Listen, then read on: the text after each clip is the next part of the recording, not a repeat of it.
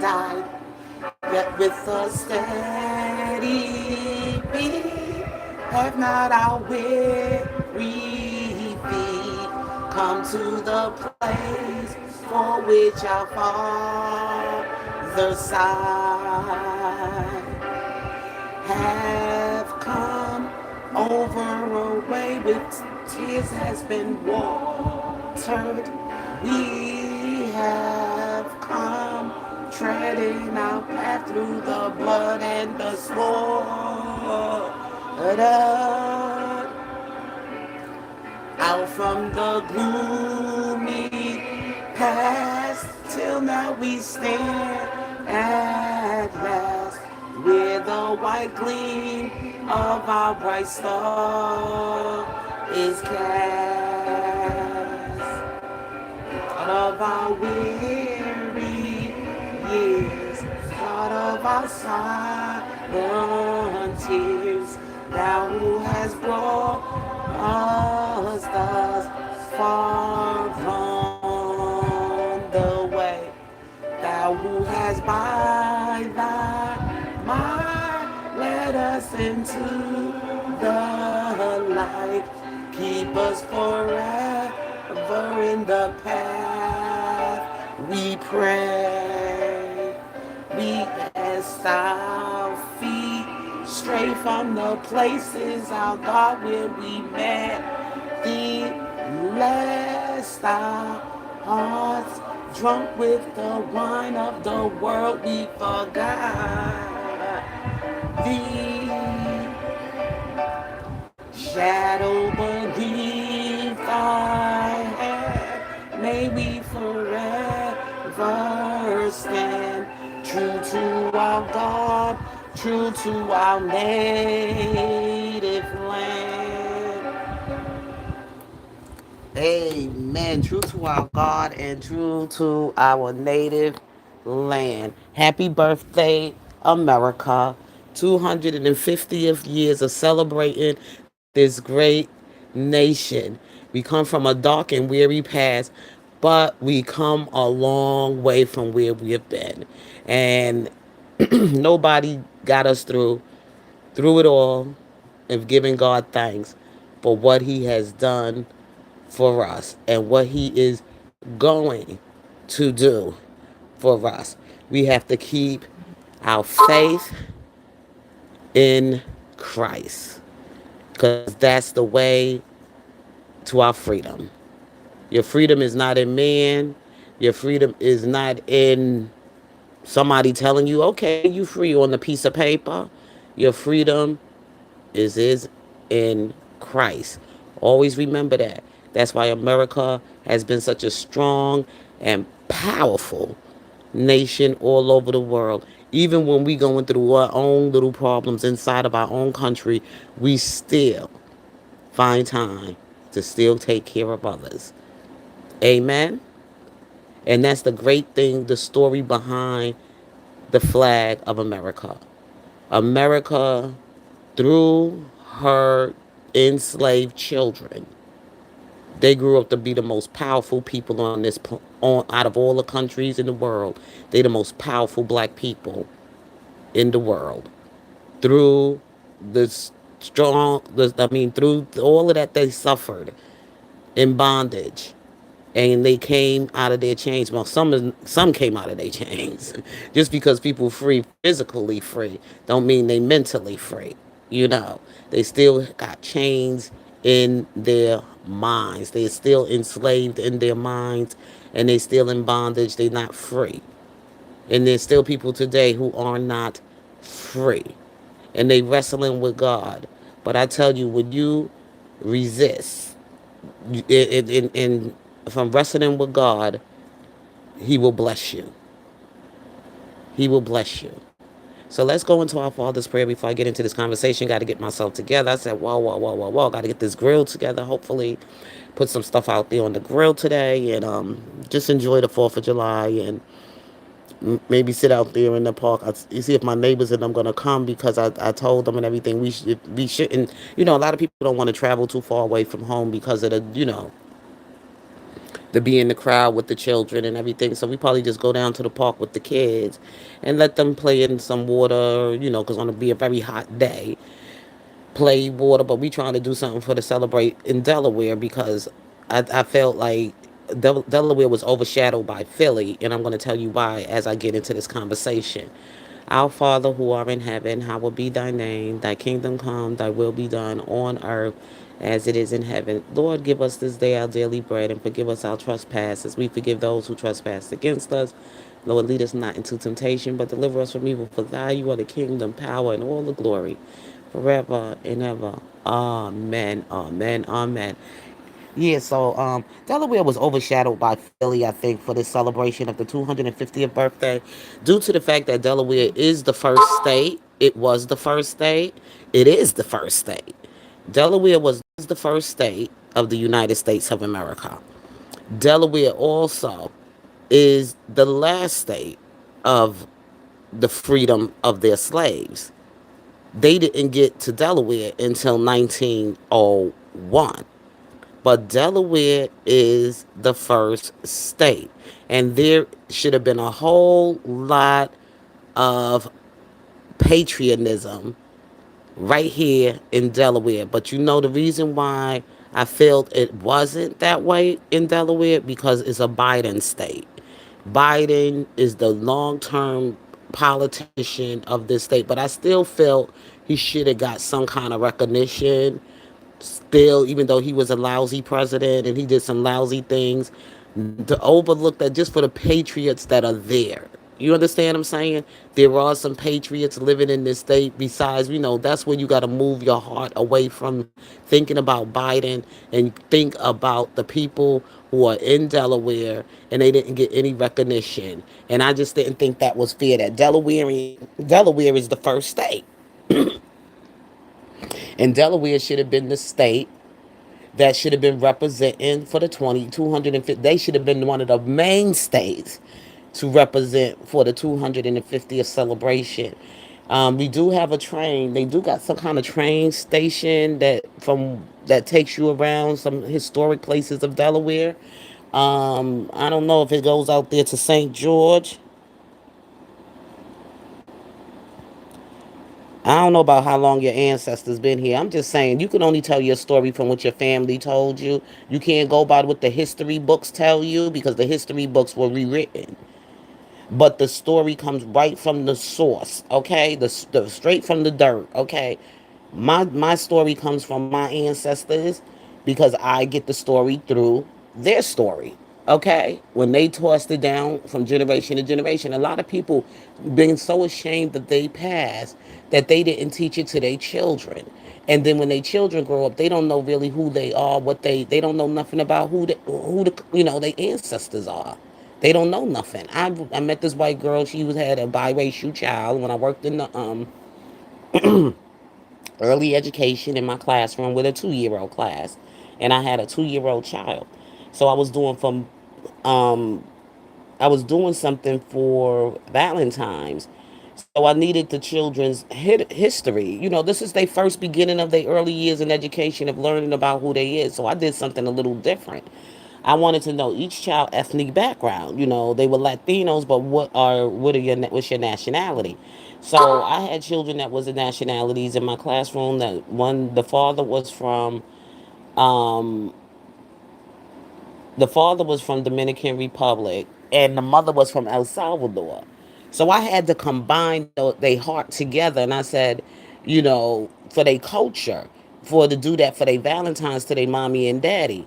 So that's what I did, so that these kids can identify. I wasn't trying to do it to be offensive or try to do it to offend anybody, but this the beginning of their life, just trying to put something together in their early days of education as they educator. And for that season, and it was for Valentine's, I had to put both cultures together, mommy and daddy. I had to put the color of the flag of the El Salvadorian and the color of the flag of the Dominican Republic and combine the heart, and I had them paste those colors on their heart. I did that as some part of their, you know, artwork, learning activity, whatever. So, you have to be creative with children, and maybe they couldn't get everything right away, but they got something. of themselves. So then when I had to do this little white boy, the little biracial child, and I had to do his family tree and his family history, so I asked his mother, and I said, what, not to be, I don't want to be offensive or whatever. I came to her, I said, but what's your nationality? She couldn't tell me. But his father, only thing she knew is that his father, okay, the child's father, was black. But what kind of black? You understand what I'm saying? See, people be like, oh, my son, his father's black. But there's all different types of black, okay, in the world. We are not the only black people in the world. Black Americans are just, we see that and we experiencing that now as we are dealing with this stuff today in immigration in America. We didn't know we had people living in this country that come from all different places of the world. Always remember, we got the world isn't all that full yet because there's still places that have not even been discovered in America yet. Do you get it?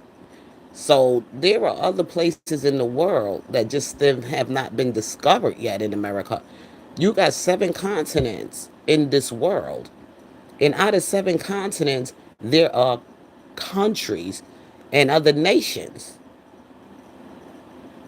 You understand what I'm saying? There are countries and there are other nations and there are places people live that have not yet come to civilization and still living in.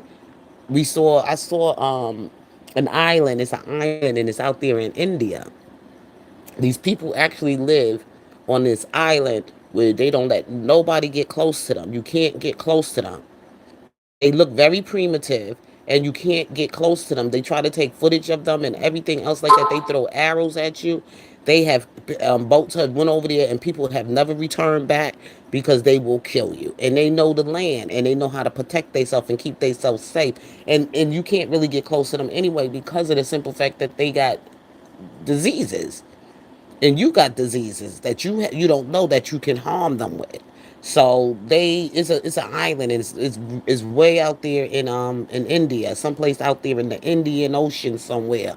So there is places in the world that people still have not discovered yet. The world has not been it has not been discovered that people live in their own little villages in their country and they undeveloped and everything else. So they're in Africa, places like Africa, India, and even here in the United States of America. How many of you ever saw the movie Nell? It was a movie called Nell. Nell was it was in North Carolina. She lived in the mountains of North Carolina, and they didn't live in civilization. And in up there in that mountain, Nell also had like a twin sister, but the twin sister passed away. Nell's grandmother, okay, took care of Nell. Nell was her mother, or whatever like that. I guess her mother went into civilization or whatever like that, but she was raised by her grandmother, and the grandmother ended up dying. And Nell had to survive up there by herself, but she knew how to survive. She knew how to go get up and do things on a routine for herself.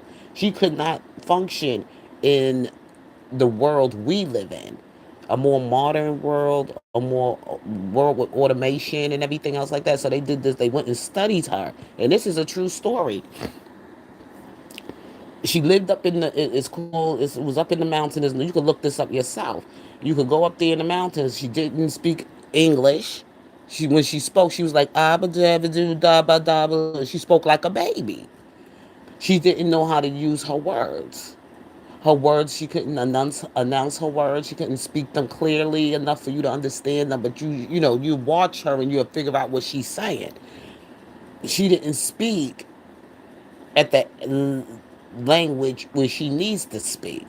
So when they took her out of her environment and they brought her down to civilization, she freaked out.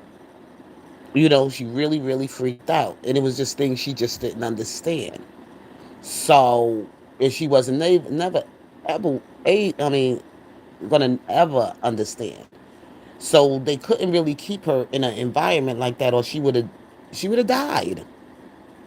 So they had to take her back to her original environment because that's where her spirit was at peace, and that's where it was free, and that's where she was basically a place where she was familiar with and around things she was familiar. They couldn't put her in civilization because civilization was not her world. Okay. And a lot of times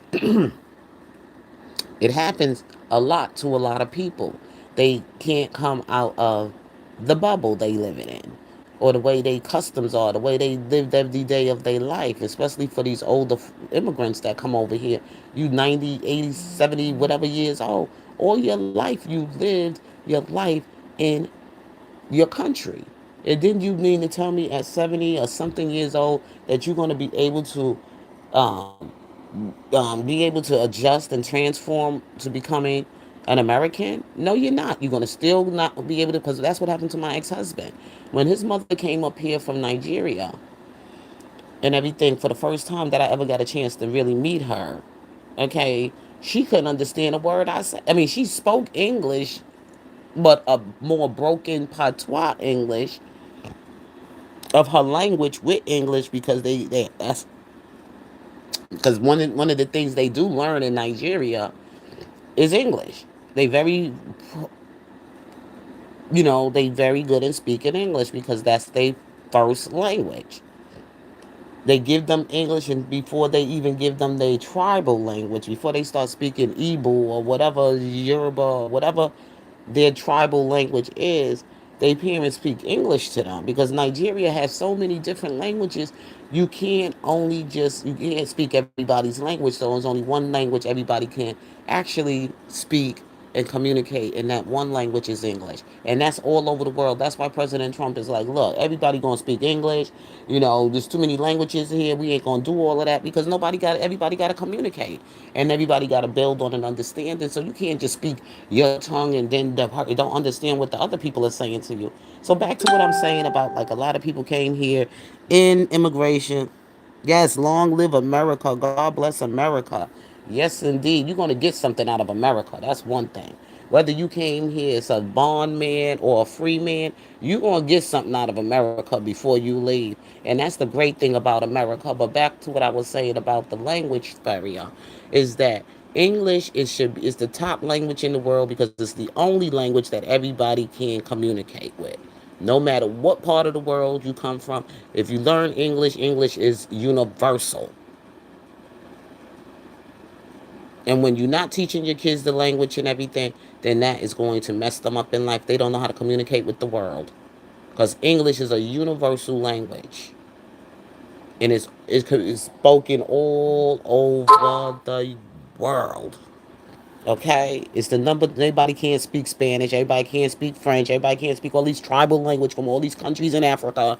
Everybody can't speak all these languages over there in these Indian countries and from Asia and China or whatever. English, universal.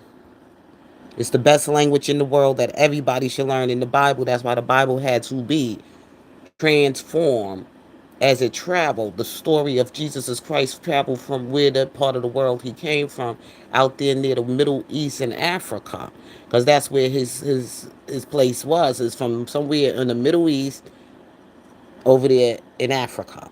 Okay, that was his regime. Okay, so all over the world. Okay, now his gospel got to be preached all over the world. And I had a problem. Somebody came to me and said, "Oh well, isn't it offensive to make an image of a black Madonna and a black baby Jesus and a black Joseph?" I said, "No, it's not. White people did it forever. They sold you this image of a white baby Jesus, a white Mary, and a white Joseph. Okay, so why can't I show them the image of my people, of our children coming into the world, our fathers?" That or men that stepped in the way to be fathers to the child and also the mother of a black Madonna. Okay, black women have children too. Black men have children too. Everybody else, you can do whatever image you want because God in the beginning told you who He is. He said He gave you His image. He made man in His image. So, what's so hard about understanding that? If you're a Christian, you will understand that. In the Bible, it says it. God said it Himself. I made man in my image. So we all were made in the image of God. So when I'm speaking on the life of a child coming into the world, it's my story. Okay? And I got to tell it the way and show you it in an illustration of how I look, my skin color, and who that little black boy or little black girl could be. I'm not going to tell your story because that's your story, but this is my story.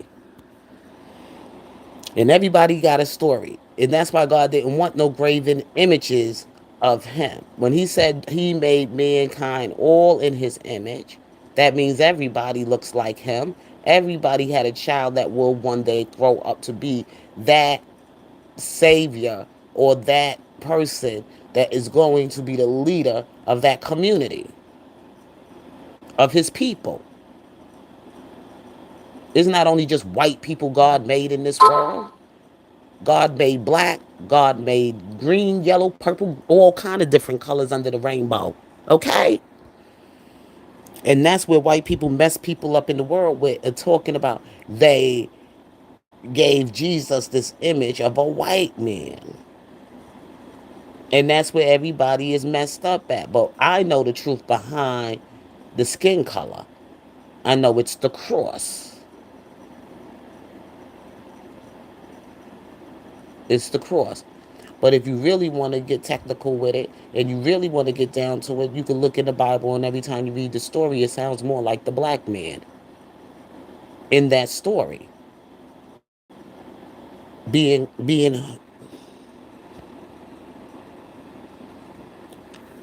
you know what I'm saying?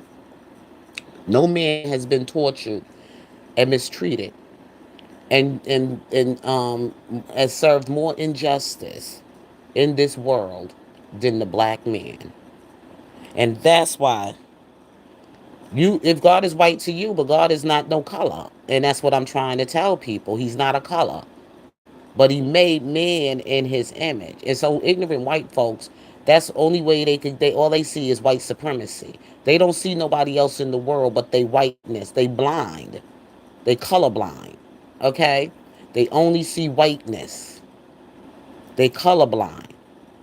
But the truth behind God, he's a spirit. And he will pour into those people that are oppressed, and he will pour into the person that he will get to help his people, to lead his people out of bondage. He knows how to pour his spirit into those people, or pour his spirit into that nation. That's how God moves. God is not like man. And keeps telling y'all he's not like men. Like all these wicked, evil things that these white people be doing, let them. Because God got his eyes on everything. He sees and knows about every evil, wicked deed that they're doing. When you go into it, you fall into the devil's trap. Because you have no weapons here on earth. You got weapons in heaven.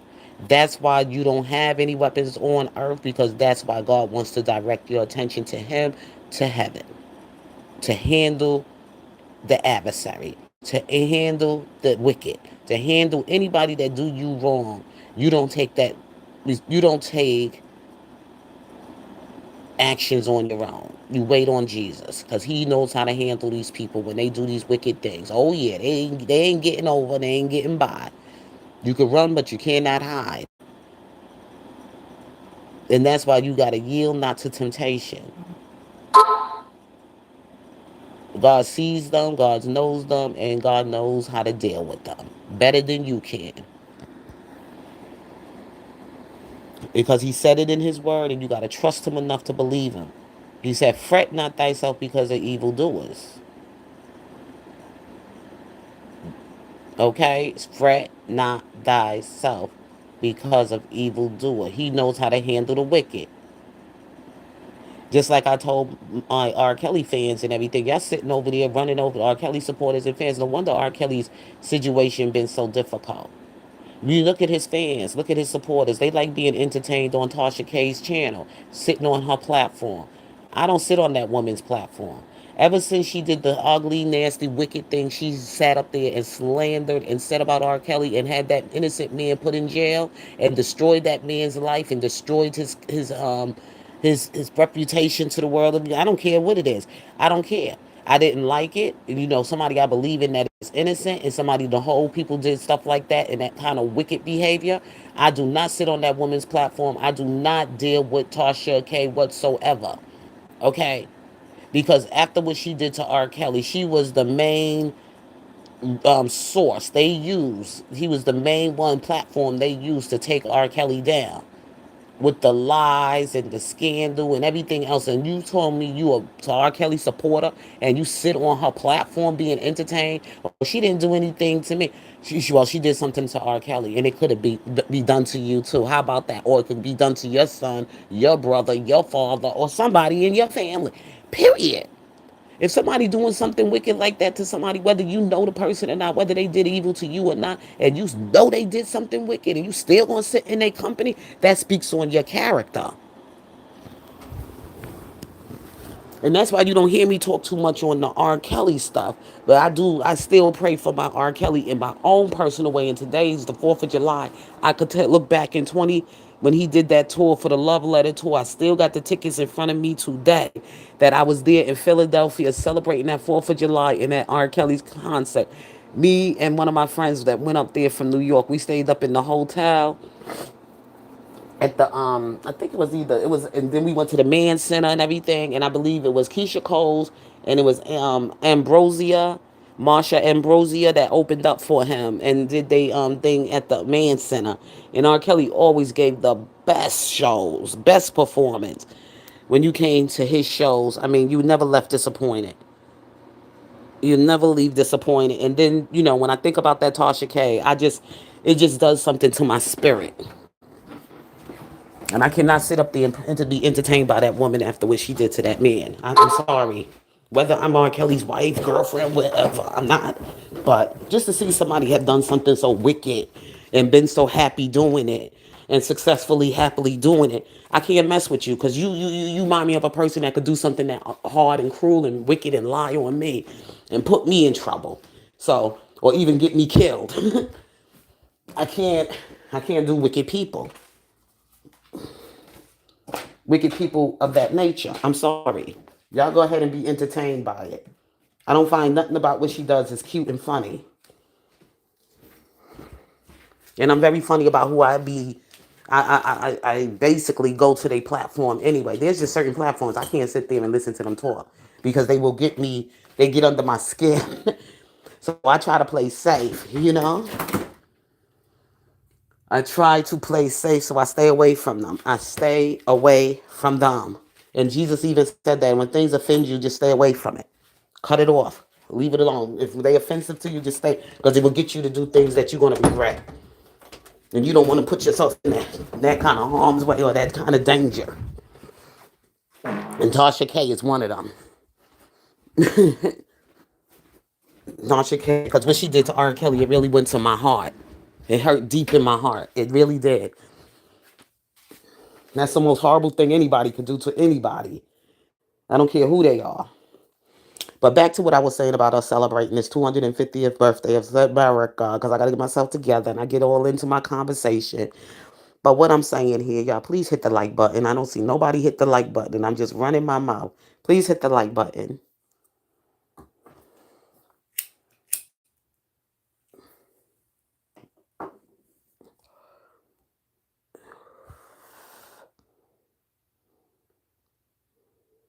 Well, you still over here, so somebody must have like it. You like it because you over here.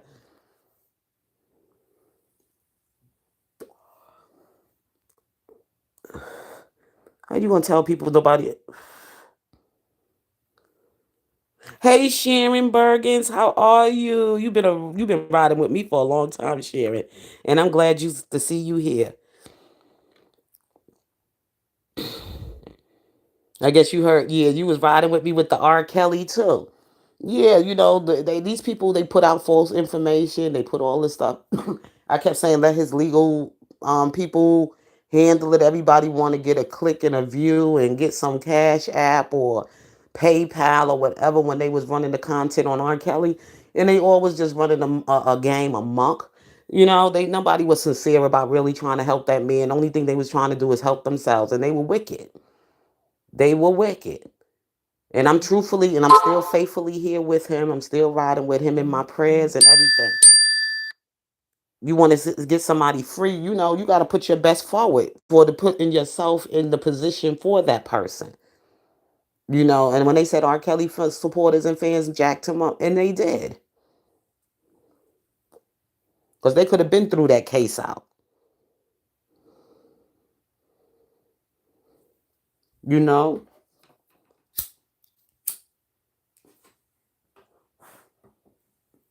but because of the ignorance of his so-called supporters and some of his fans, is the reason why that man's sitting up in there. They support the wicked people that put the wicked things out there against R. Kelly. They sit up there and they support that platform. You enjoyed my rich, my rich commentary. Oh, thank you, Sharon. I appreciate that. Well, I try to stay rich. I try to give y'all some deep knowledge of what's going on and things around politics, religion, and celebrity. Mostly issues basically when people fighting for their right and for their justice. I stand there and I ride with them. I would sit there and I would not look at it in the way the world would look at it. I would look at it in the lenses of God to help people get a better understanding of when things do happen. There's things going on in their spirit, things that are elements and stuff like that. You draw that energy to you. You draw energy of negative people to you when you're a negative person. And you draw what you are to you. If you wicked, you're gonna draw a wicked crowd, and that's exactly what Tasha K is. She's wicked because ain't no way in hell I'm gonna get my pleasure of hurting other people or putting people in prison that are innocent and taking them away from their life with their family and their fans and just destroying a person's life with gossip and rumors. And knowing doggone well he was being set up. Okay? I can't do that. Please hit the like button, everyone. As I'm doing this, please hit the like button. So as we celebrate in 250 years of 4th of July, there's some black Americans and there are some states boycott. And I was like, we know why, because they're not American. Pay no attention to those people because they're not American. Anybody that's is against their own nation is not American because these people out here it's a difference between protesting peacefully and just trying to be rebellious and overthrow the government. Okay? The government is that America government here, we follow the law. All you got to do is follow the law and you be okay. Try not to break the law. But there's just some people that will just put themselves out there and say they are right and they know they doggone wrong. And you know how those police gonna be against you. You know how they gonna treat you in a certain way. The law ain't fair to everyone. It's not. And you know what's up against you, so why you go there? Why you gonna challenge it? Like I was telling my husband last night, oh my God, we was up till 2 in the morning.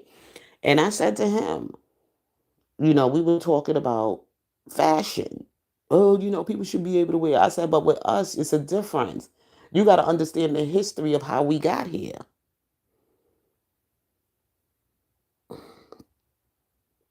Follow the law. Exactly. Now, the little boy that I was repping, the little boy that got shot in the back, Wiley Cohen, the two young parents, look at the father's hair, though.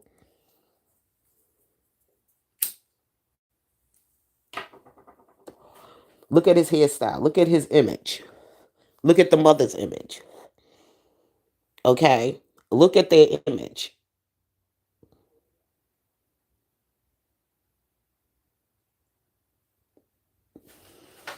And then during the funeral, the mother had all the money, cash dollars. She was posing, taking a mother that's a grieving a child who died in a police activity. There's no way I'll be taking pictures, smiling with taking pictures with with money, with cash dollars and everything, and doing stuff like that. I wouldn't be at a funeral doing that, at my child's funeral. They looking at all of that. That's why they say the investigation is going on. When people think they want justice for their children, but they out there acting like they acting ratchet and they acting ghetto. You gonna see what kind of justice they gonna get.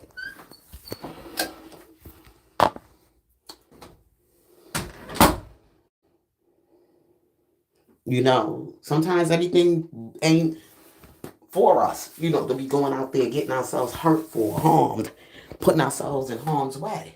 We see this innocent baby being harmed and killed by the police, but it don't seem like the parents are showing that much care. They looking for photo ops and cash and money for the life of their child. That's sad.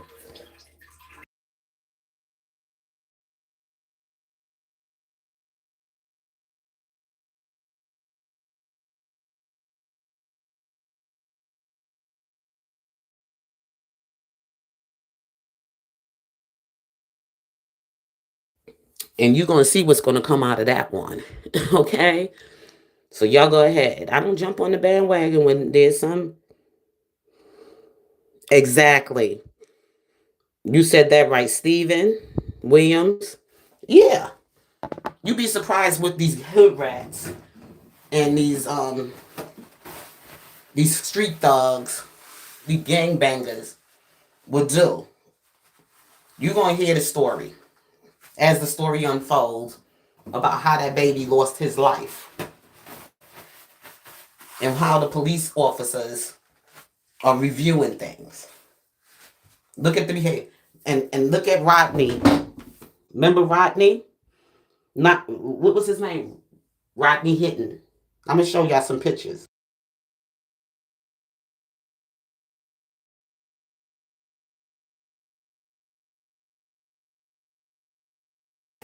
I'm gonna get some photos on here and show y'all something. If y'all think I'm playing, if y'all think I'm lying, I'm sorry. I gotta show y'all some proof. And poor Carmelo Anthony, because his parents don't know. They don't see those things, but these are things being shown to them. These are things being shown to them. How they son got himself profiled like that, and how he got in trouble. Got in some incident, and how come he drew that kind of energy towards him in his image.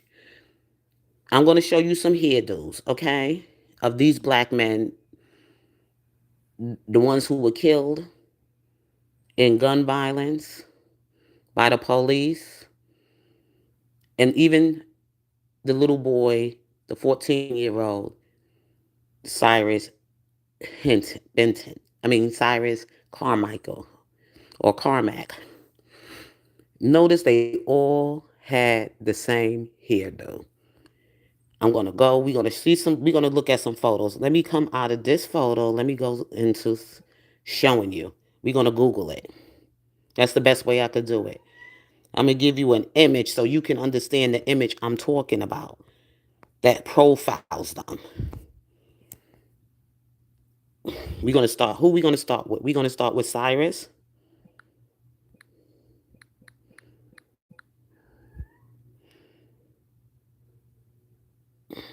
Look at the hairdo.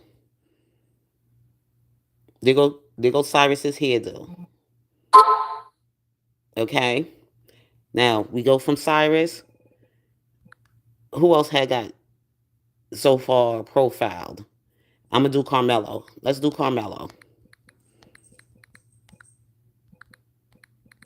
That's why you gotta be different than the world.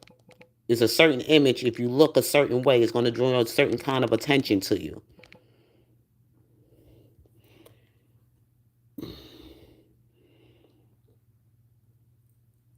This was his picture when he was in school. Look how his hair was cut. It was the cut in a. This is what they did because that's the statement they were making when they shaved off his hair. He was representing that image.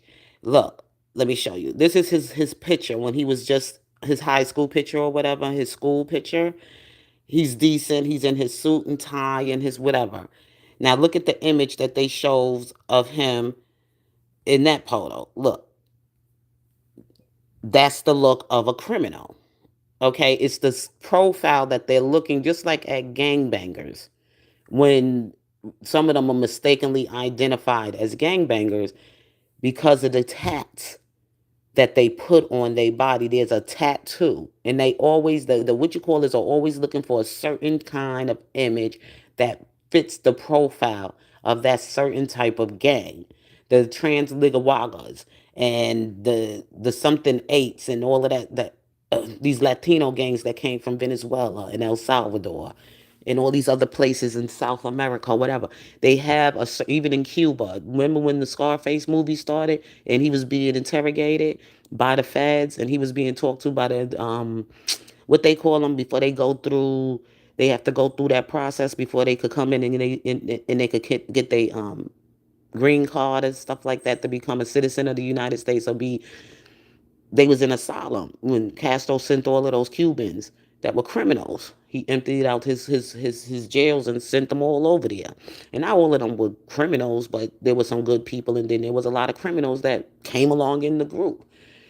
They had a tattoo, and he asked him, "Oh, you part of such a gang?" And he says, "No, I'm not a part. Where you get that tattoo from? And where did you get that cut?" And, they examining him. So, when you're looking at these young people coming up today, look at Carmelo. Is this good kid come from a good background, a good family, and everything? But because of the hairdo, it profiled him already as a thug and a criminal. Same thing with I showed you, just told you Cyrus Belton's hairstyle. This is why I tell my nephew I don't put braids in your hair and let you follow none of those ethnic hairdos, especially on black men. I try to do that to protect you. It's for your protection. This is what I was telling my husband last night. I said it's for your protection. That's why I tell these black men to get them dreadlocks and those things out of your hair, because in American youth, they look like this. American black children look like this. Not like this.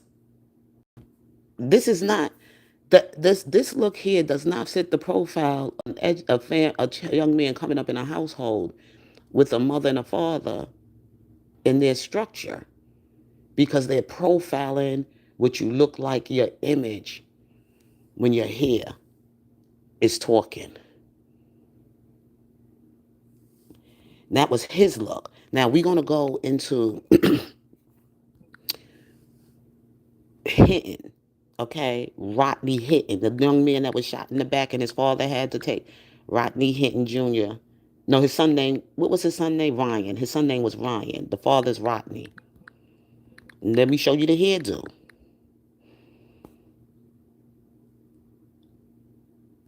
Standing on top of his head there, but the last photo, look at the hairdo. And when he got shot down, look, that's what they're saying. You out here with no father. You out at a certain time of the night. You driving in a car that's stolen, or you was hanging with the wrong crowd of friends and everything, and your hair standing on top of your head like that. The first thing the white police officers, you out at a certain time in the evening. You got a certain hairstyle in your head. They watching you all night. You riding around in a car with people that was supposed to have been some gangbangers or gangsters, and they had to make it seem like you was part of it, even though you probably may not have been part of it. They said you were locked out of your home and you wasn't able to get in, and you stayed out all night and you slept in that car, and you did call a cousin to let you in or whatever, but you was hanging with a group of dudes that were criminals. You was hanging with certain crowds of friends that just was a was bad dudes. They had criminal records, they had a past, and they done things. And you attach yourself to that environment. So when you attach yourself to certain environments, it will bring certain kind of negative energy. That's all I'm saying here. So I'm looking at these black men. That's why I keep telling them. I've been saying it for the longest. Y'all need to get them braids out your hair. That's not what a black American child looks like. That comes from the good home life, a good home bringing. My mother would tell me, my aunt used to tell me and everything, don't follow fashion. They said it in their tongue, meaning don't follow what everybody else out there doing. Everything ain't for everybody. You got to learn how to be smart And you got to see certain things that's happening in the world. And you look at a certain image and it's always happening. You use that image. That image is the image that they look at you to profile you as a criminal. The hoodie with Trayvon. Even though Trayvon didn't have no knocks and all that, he had on an image that a lot of young black people at that time were doing, will wear hoodies on their head and they will dress in a certain way that will profile them as a thug or a criminal. We did Rodney Hitton's hairdo. I mean Ryan Hitton hairdo, and his hair was much more than that when he died. Good morning. Good morning. Yeah, his hairdo is what profiled him. You see, as that type of person from the streets, because most of them wear this certain image, even though it doesn't matter. But just to keep the heat on, if you get a clean cut dude, a clean cut Black American kid, and if your parents are really praying for you, you know, but this time you'll be on it, sir. You talking about make it great. Be careful what you ask for because you might not like what you're going to get. When you wishing something happened to other people, it just might be what you get. Okay? So anyway, like I said and everything, with this rock, because we already went through that process already, sir, and we not going back. Since you ain't never been through it, maybe that's where you need to be so you'll get a better understanding of where we came from. That's if you're going to be able to survive it. So be careful about talking about making plantations great again because you just might be the one going on that plantation. Be careful what you wish for because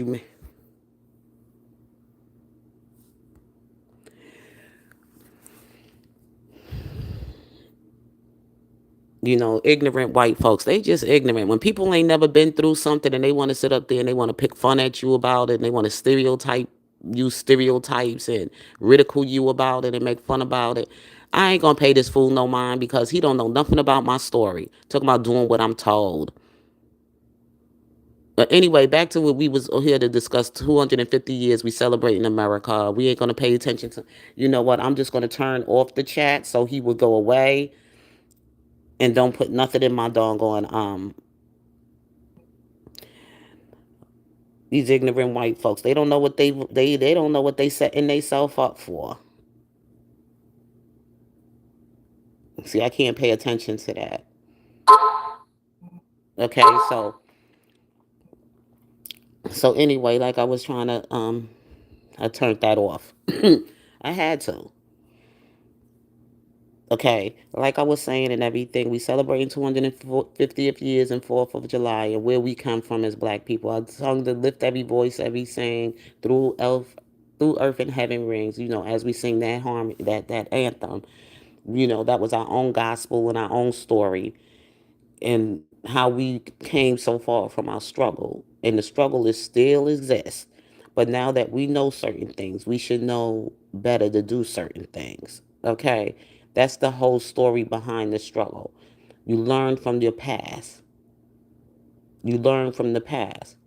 Like I told people, you don't see me going out there. I ain't going out there with no picket signs to protest. If anything, I will do my protesting right here on my platform and using my voice and setting up my graphics and everything of showing what I'm trying to say out there to whatever I don't like. Here's my voice. It says, lift every voice and sing till earth and heaven ring. Ring with the harmony because God knows what's going on in my mind. God knows what's going on in my heart. And I pour it out to the world to let them hear it too. It's not even about me. It's about somebody else out there. It's about somebody else out there. So I know the world we live in is not fair. I know it's evil, but in order to protect your children, in order to protect them, you see the image of certain young men being profiled. Try to protect your children by not letting them be profiled. Check behind them. Cover them. In the blood of Jesus, just don't only just say these words when you're in prayer, but also help them understand. They'll hear your voice. Don't go in that direction. This is going to happen to you. They will hear it. Even though you think they may not be paying attention to you, but they are. You got to speak it into their life. You got to say, "Look, I don't like that. I don't like that hairstyle. I saw what happened to some. Give them a story behind that hairstyle. Tell them to go to the barber and get that shit cut off. I don't like the braids.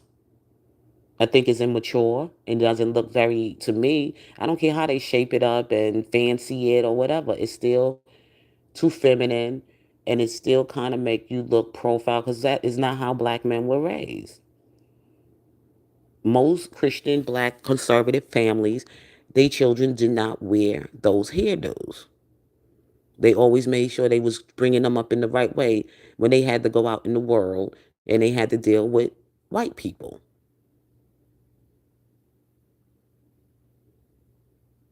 Okay? It was always important. Your image of when you can leave that house represents that family and that home you coming from. When your father you coming out here with your hair all over the place and your pants sagging down all over your behind, you could tell it ain't no father in that home and you're a target. Either you could be a target from your community to be jumped into becoming a gang member, or you could be a target for the police officers. You got it bad both ways. There's a certain image that black men carry that brings certain attention to them. And sometimes you try to warn them, and I try to talk to these mothers about their sons, but they don't, if they not listening, well, my sister, she get her face all turned up with me when I tell her, but it works. I still cover your child. Because I'm not going to put no doggone braids in his hair because I never did. I never did that for none of my, well, one of my nephews, he was a baby then when I had him in my care and his mother had his hair like that. And I couldn't override her because that's the way his mother had his hair. You understand what I'm saying? And I let that known to all my little cousins and everything. When the boys wanted to get their hair braided, and they would come to me and say they want their, no, I'm not doing it. I'm not doing it. Go get a haircut. Cause see, I go to church and everything. I'm conservative. I don't want nothing. I'm covering you. You know what I'm saying? Cause I already know what that hairstyle or what that image is going to do to you. So before it happens, I have to warn you, and I have to give you a reason why I'm not doing it, so you know. You hear my voice. I don't let you follow everything everybody else letting their child out in the world to do. Sometimes you don't need a whole bunch of friends. You stay by yourself. And when you do pick friends, pick some good people that's going places, doing things. Don't be hanging with those dudes out there on the street. You tell them how you doing and keep it moving. Don't hang out with them. Don't take nothing from them. No nothing. If anything, you be able to give them some help and do something, but don't you take nothing from them because those people can't be trusted. They can't. And I see people moving away. I'm probably saying something they don't like, but that's okay. I just need to get this out there just to celebrate this day. And I showed you the hairstyles and everything that are putting our young black men in trouble, wearing those braids and dreadlocks and all of that. I'm talking to American black children because we were taught to cut our hair. Boys were taught to get haircuts and keep themselves groomed. Now they walking around looking with all this. Well, my husband do it too with the beard and stuff, but he's a grown ass man. But I could talk to these young people out here to cut they motherfucking hair. And these women need to stop making their boys look like a damn girl and grooming them in those little girly hairstyles.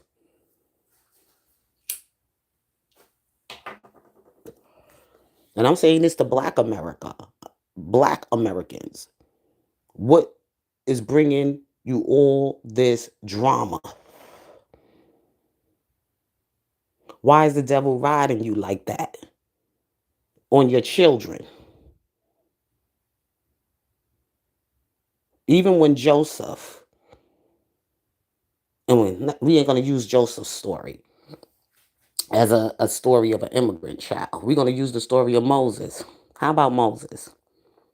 Moses was this Hebrew child who was put on the water and was raised in the Pharaoh's daughter's house because it was Pharaoh was going to kill every firstborn Hebrew child, male child.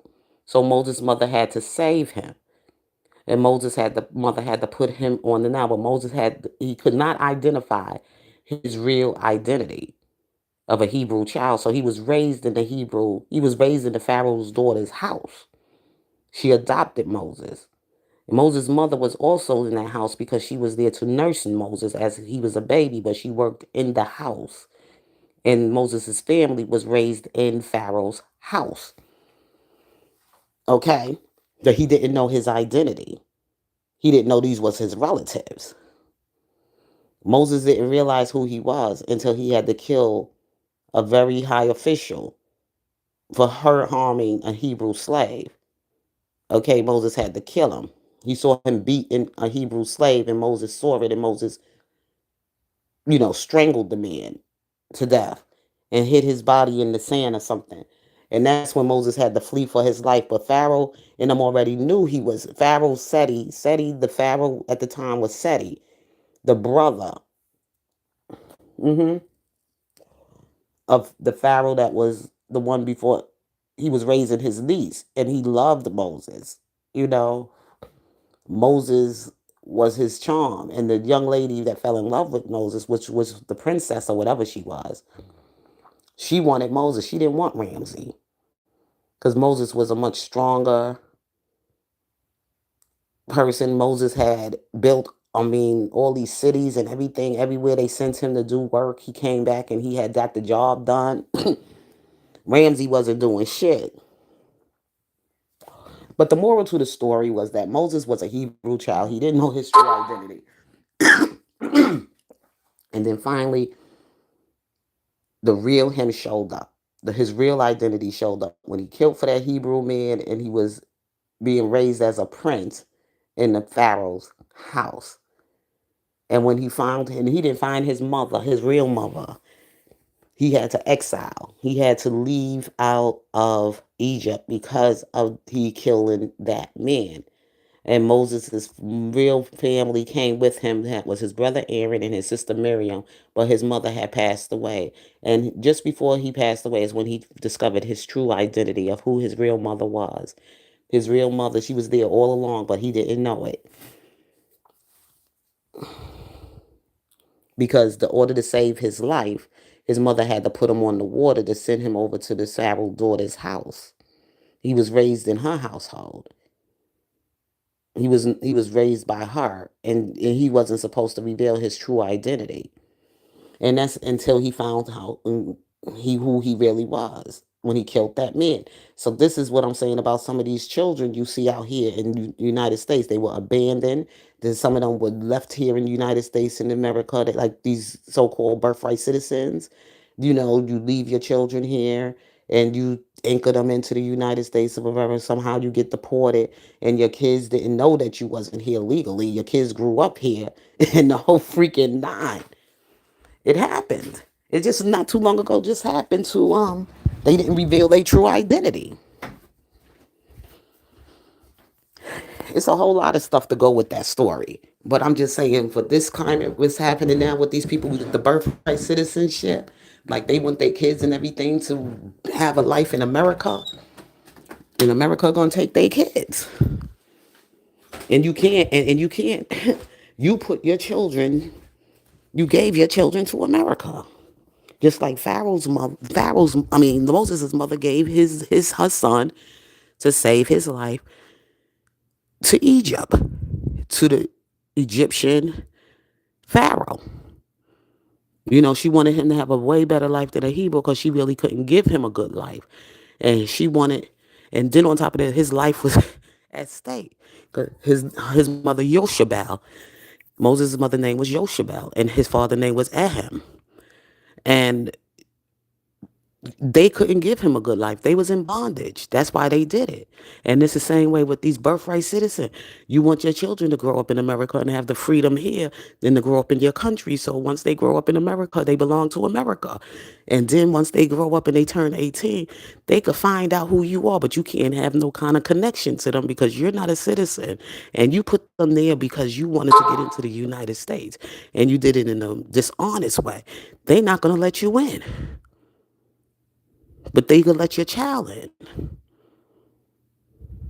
because they know they could pour into your child the American spirit and the American life. They can't do that with you. Your life is just going to be here just so you could get the benefits. But the child is going to have to grow up and learn the American culture, the American way, and absorb all of that and then be able to come back later. Once they get to come back later, they can find you and help you. But once they can help themselves in America. But you being in America with them is going to cause an interruption in their growth. It's going to be a problem because you're going to be always looking for the system to help you because you don't want to get deported. And you're going to try to find ways, and there's always going to be some interruption there. But they'll have a better life just knowing they're an American citizen and no harm going to come to them unless they put themselves in harm's way and they be able to grow up with have a good life here. And then later on, they can probably come back and find you and help you too. That's the way it is. But those people that's out there doing this so-called protesting these things, ain't no way in the world I'm gonna be protesting against my own country. My protest is about working within the laws, not breaking them, but helping to fix them. And they out there breaking them.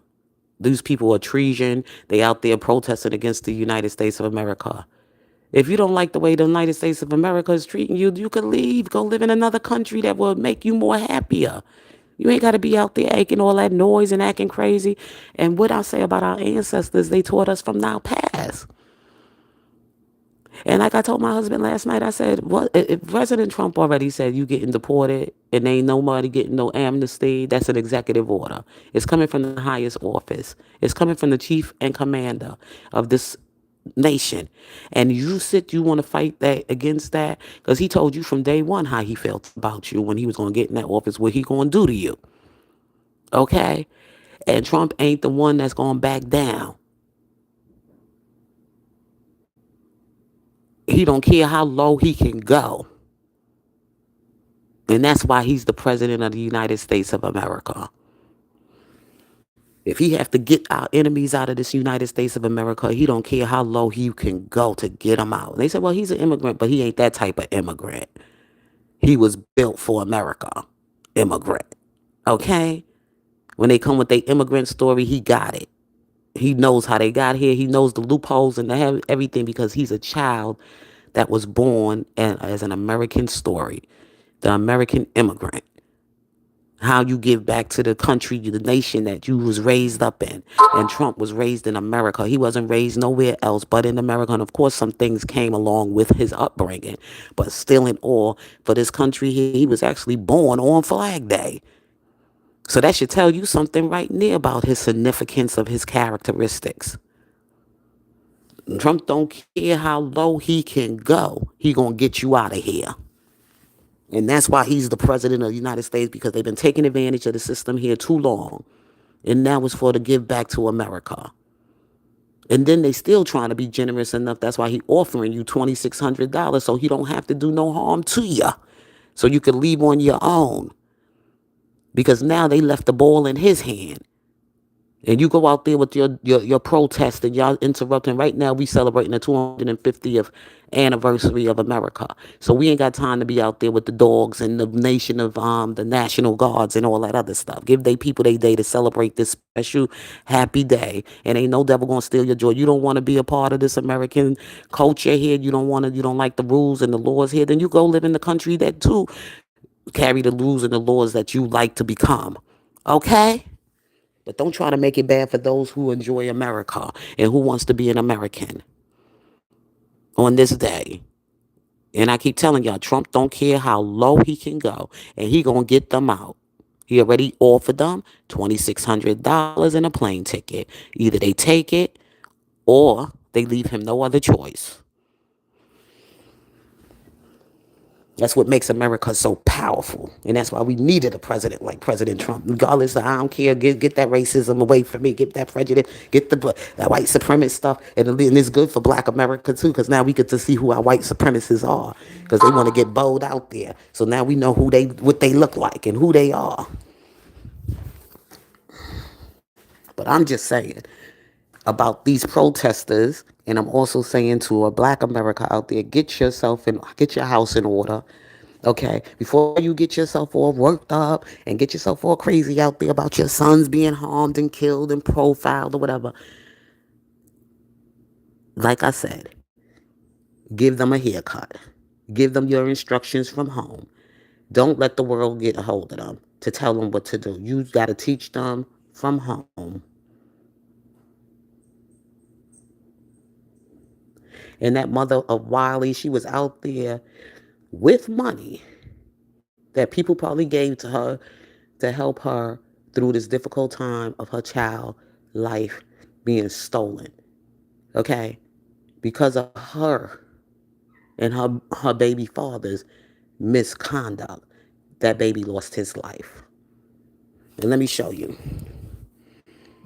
That's why you can't jump on the bandwagon with everything. Watch how it unfolds. It's a sad situation for that little baby.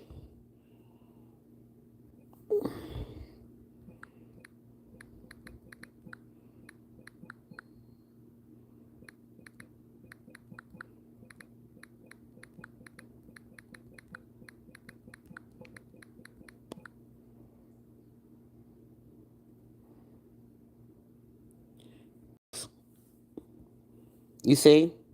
This is the mother of the little boy who was shot and killed, Wiley Cohen.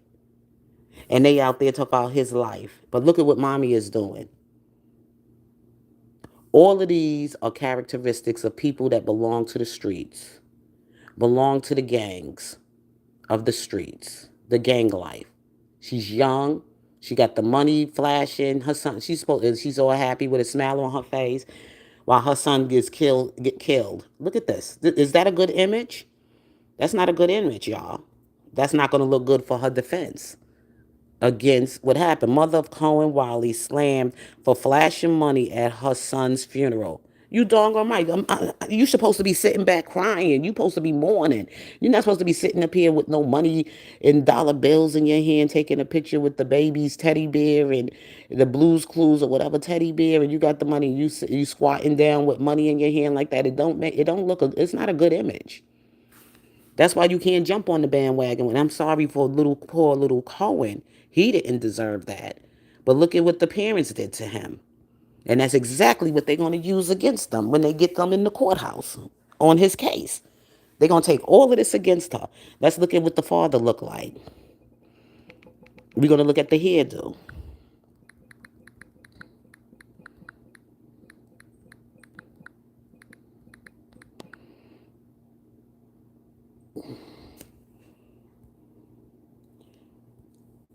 Look at the young father. Look at his hairstyle.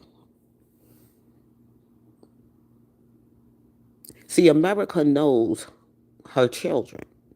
She knows which ones are coming up in a household that are being taught right, and you know the ones who are being dragged up from the streets.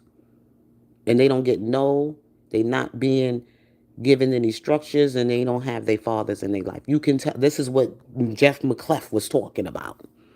How he mistakenly identified who Carmelo was when he was saying all the crap he was saying. Because he was talking about Carmelo's hairstyle that represents those young men that come up from the streets that don't have their daddies, or they don't know who their fathers are. Or if they do got a father, he's probably incarcerated or probably part of some gang. You saw the movie, that gang movie with that boy and everything, and his father had to get himself out the gang and get himself free from prison so he could save his son's life. That's what I'm talking about, of young black men in America today. This is why they being profiled. You could tell the ones who came up from a good family. Now, I'm not saying some that come from good families might not get caught and messed up in it, because sometimes the good do suffer because of the bad too. You're going to get some others like Mike Brown and all of them other stuff. But I'm just saying, You got to be careful the places you go, the kind of people you hang around, the music you listen into, the kind of lifestyle you following, to keep you safe and keep you out of trouble. You got to be careful about those things. Look at the pictures they taking. Look, you at a press conference for your child, your hair looking like this. I would have been in a nice suit, had a haircut, looking groomed up, looking nice, putting my best forward. You're not putting your best forward for the white man, but you actually humbling yourself for God, for people to hear your plea. See, that's what it's all about. It's humbling yourself before God. And even by the way you dressing is like it's an insult to them. It's an offense. It's like, I'm going to get revenge, or we going to come for you. Or, it got that kind of, it's speaking that kind of language to them. And this is what I'm trying to say about how you got to be careful about the way you wear your hair.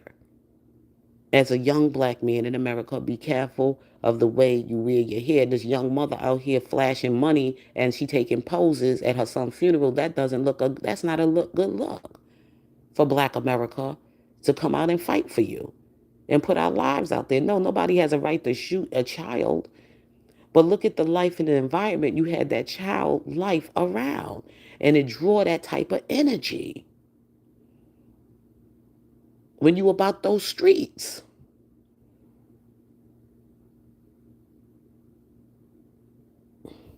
So anyway, y'all, it's getting late. It's 9 o'clock in the morning. I gotta get myself to the store because they closing early. I forgot to get some. I gotta get some things done on the grill.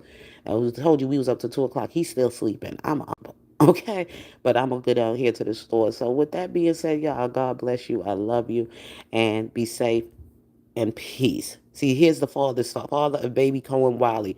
He got a hairstyle. It's a very militant look. It's a look of revolution. It's a look of like, let's get revenge, whatever. That's what your spirit is saying because it's saying it from your hairstyle.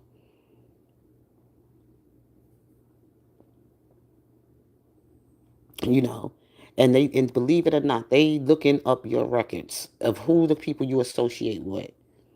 They will go as far as finding out who your daddy is and the crimes he committed. This is how low they will go in this administration. So I'm just putting it out there to warn you mothers out there and some of you fathers too. You are your hair. And with that being said, I love you. God bless you. And happy 250th birthday and anniversary of America. God bless you. Peace.